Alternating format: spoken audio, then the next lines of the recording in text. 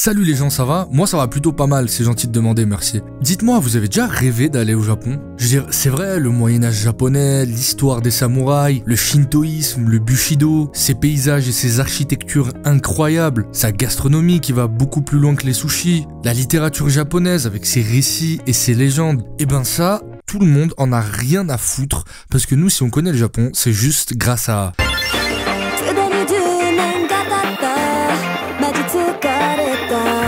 On a le R de mon logo qui apparaît, c'est une première mondiale.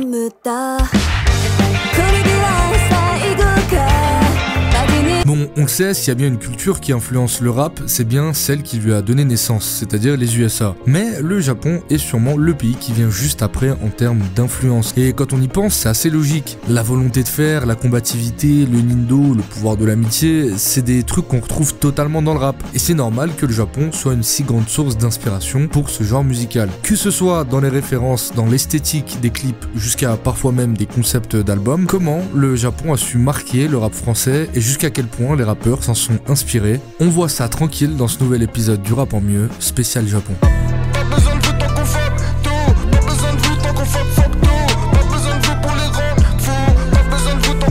Du rap pour les connaisseurs, pas pour les gros lécheurs.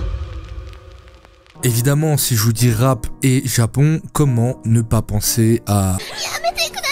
Wow là, stop, qui m'a mis ce monteur, ça va pas ou quoi? Non, moi je pensais à l'école du micro d'argent de Dayam. Après être allé au fond du délire sur les pharaons avec leur album précédent, Ombre et Lumière, l'école du micro d'argent qu'on ne présente plus utilise l'univers du Japon et des samouraïs, notamment sur son intro légendaire.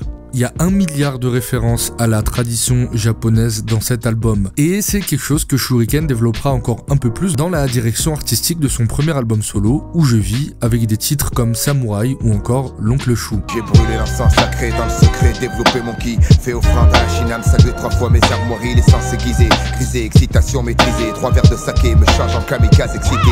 Et faut dire que Shuriken est depuis très tôt passionné par le Japon, sauf que lui dans les années 90, c'est déjà un peu un daron, donc c'est pas les mangas ou les jeux vidéo qui le font kiffer, mais clairement l'esthétique et la mentalité du Japon, des samouraïs et de leur tradition qu'il transpose dans sa pratique du rap. Il y a plein de références aux énergies positives, au Bushido qui est le code d'honneur et de morale des samouraïs. Évidemment, le tout va super bien au rap et à la mentalité qui va avec, et c'est quelque chose que le groupe va continuer un peu tout le long de leur carrière. Jusqu'à même l'album Yasuke, sorti en 2019, qui fait référence à un esclave noir au XVIe siècle qui est amené par un prêtre missionnaire au Japon et qui le cédera à un riche seigneur de guerre japonais. Ce dernier, pris d'amitié pour Yasuke, lui permettra d'accéder à sa garde rapprochée et Yasuke devient le premier samouraï noir de l'histoire de l'humanité. Je trouve l'histoire archi stylée et d'autres rappeurs feront référence à Yasuke aussi dans leurs titres. Je retourne au pays, c'est que je suis riche et que j'ai péri. Les gros veut blague public comme Nicky, qui met du coca dans le henny. Faut aussi savoir que le Japon cultive énormément l'art du contemplatif. Entraîner son esprit à voir, observer quelque chose dans sa réalité jusqu'à en devenir quelque chose de presque onirique, une rêverie. Et le Japon raffole de ça, d'ailleurs le voyage de Chihiro de Miyazaki est beaucoup basé là-dessus. Les passants ont des masques et dévorent tout comme une masse qui ressemble au sans visage du voyage de Chihiro. Je suis Nagasaki dans le périple à Chihiro, parce qu'on me tombe pas les grosses couilles à Chiro. Je vais le faire, y'a Chiro. Sur ce sujet, c'est Ali qui puisera beaucoup là-dedans, la méditation, la spiritualité. D'ailleurs, dès qu'un rappeur veut une esthétique de fou dans un clip, c'est simple, il va au Japon. Ateyaba a clairement été précurseur là-dedans aussi en France. Alors oui, c'est pas lui qui a fait découvrir le Japon dans le rap français, mais le fait de mélanger rap et imagerie moderne japonaise, c'était assez nouveau à l'époque. D'ailleurs, Ateyaba porte vraiment le Japon dans son cœur et lui aussi est très loin de faire du fanservice pour otaku. Son voyage au Japon lui inspirera les 2 masterclass que sont les EP Kyoto et Tokyo, mais surtout le clip Harajuku, qui mettra une gifle monumentale au rap français à l'époque, tellement c'était beau. Tokyo, je suis à Shibuya, je ride les meufs d'Harajuku, négro dans la stratosphère après Nouya. Son père, je suis dans ma soucoupe, 23 puis je suis proche de ma Rolex. En 2014, c'était ultra avant-gardiste ce type d'esthétique. S'en suivront alors plusieurs clips très marquants qui reprendront cette imagerie pop japonaise. Évidemment PNL avec Chiki Chiki, mais aussi Kekra, Népal ou encore Nekfeu. QLF, je brûle mes souvenirs, j'éclaire le bénéf. Carte de billet, j'entends qu'on me crève. Et je veux faire de l'oseille, mais ces bâtards veulent me canner. Ce son il a rien de spécial, l'instru elle a rien de spécial, je sais même pas je fais quoi, demain ça fait rien de spécial, et ça sert à rien de faire style, gros y'a rien de spécial. La civilisation japonaise est un véritable puits de culture, de références, d'images et de plein d'autres choses qui font la richesse de ce pays. D'ici sortira en 2018 l'album This Is Zilla, un album presque concept basé totalement sur les kaiju, ces monstres japonais inspirés de légendes de taille immense et qui n'ont pour but que la destruction et le chaos.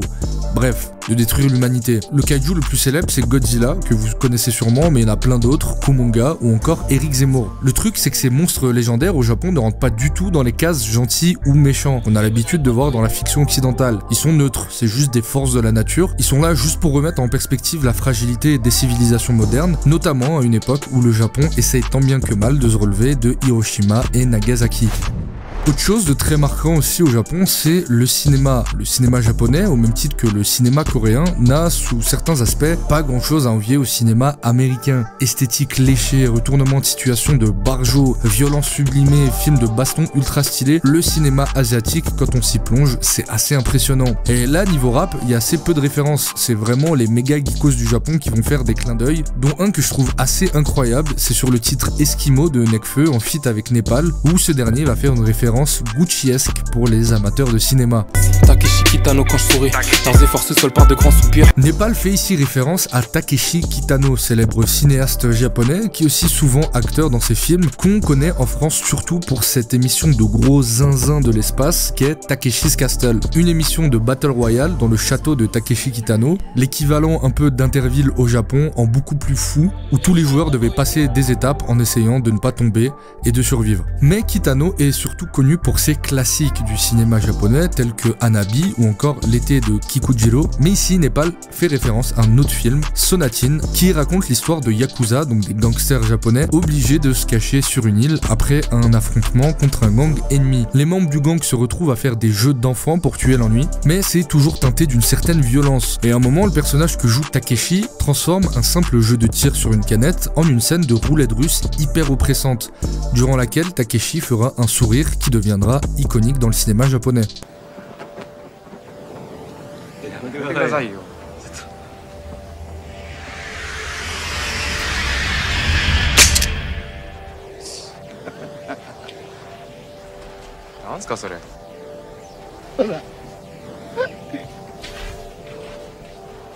D'ailleurs, l'homme pâle fera aussi référence à la même scène dans le titre Plus de larmes. Comme une personne addict, ce monde est un sonatine. Moi le suicide me sauvera-t-il? Je partirai avec la même tête que Kitano dans Sonatine.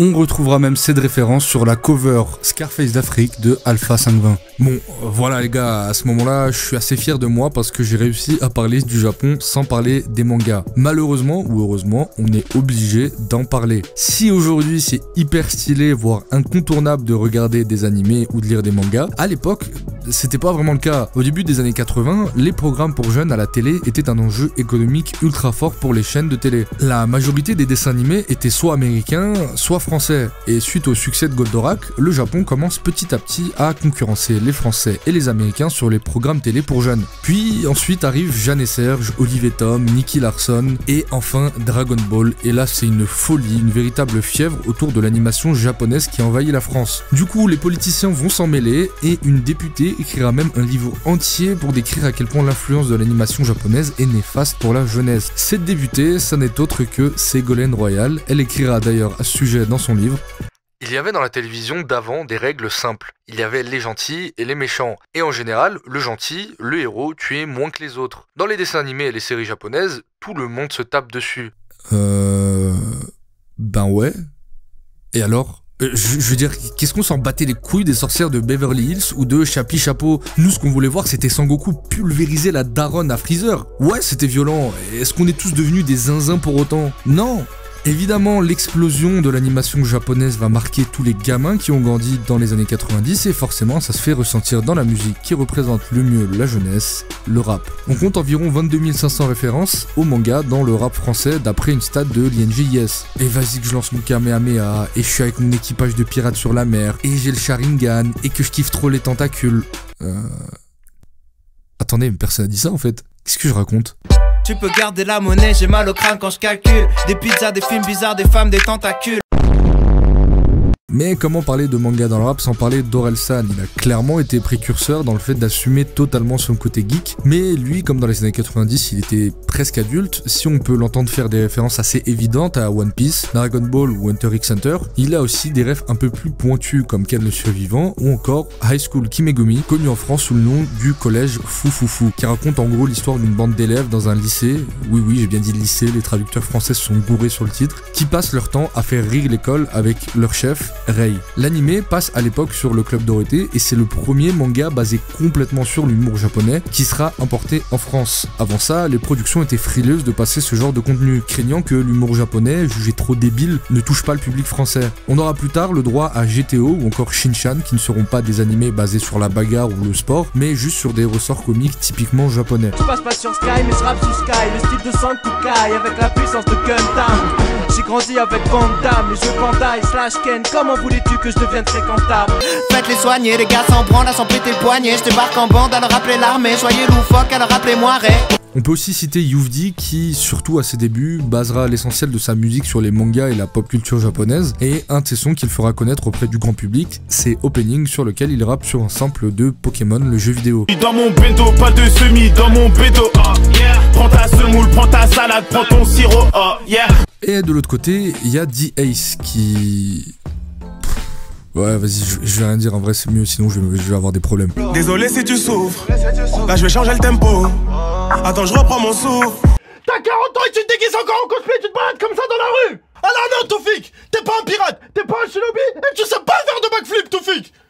On en a marre. Sinon, il y a la très bonne vidéo du règlement sur les références au manga dans le rap, donc je vais pas répéter ce qu'il a dit, mais voilà, les rappeurs, si vous m'écoutez, par pitié, je sais que vous transpirez de passion pour votre animé favori, mais voilà, dosez s'il vous plaît, une référence subtile, Bellec, pourquoi pas, mais faites-nous pas un opening alternatif avec vos 30 références, c'est plus possible en fait.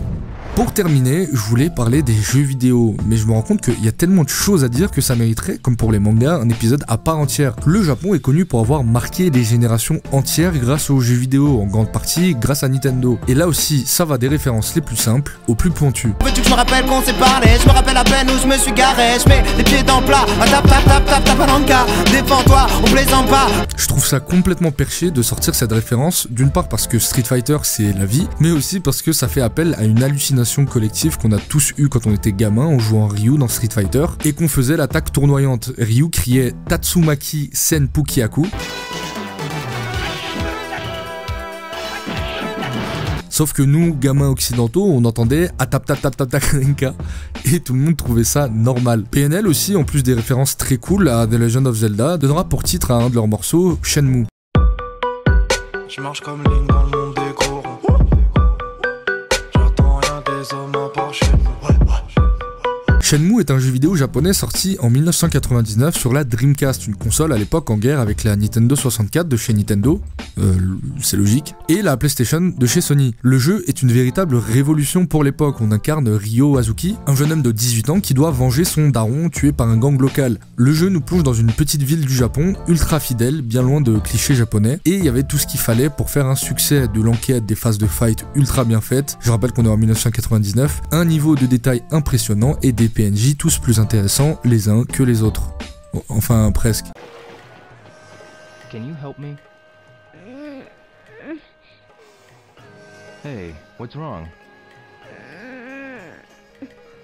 On a vraiment l'impression d'être au Japon, sauf que la Dreamcast ayant pris une méga claque commerciale face à la PlayStation et à la Nintendo 64, le jeu est plutôt un échec commercial, car malgré des bonnes ventes, le coût de développement était stratosphérique à l'époque. Malgré tout, le jeu marquera les générations pour son côté immersif, son histoire et sa qualité. En 2001, Shenmue 2 sort et régale les fans de la série, et puis après, plus rien. Les fans feront des pieds et des mains pour avoir un troisième opus, mais la sortie sera sans cesse repoussée. Et parmi ces fans, il y en a un qui s'appelle Ademo, et qui n'attend pas grand chose des hommes si ce n'est la suite de Shenmue, qui l'a lui aussi sûrement marqué. Pour l'anecdote, le titre Shenmue de PNL sort avec l'album Deux Frères en avril 2019, et 7 mois plus tard, Shenmue 3 sortira. Prophétie auto-réalisatrice ou Ademo a le bras beaucoup plus long qu'on ne le pense, à vous de juger.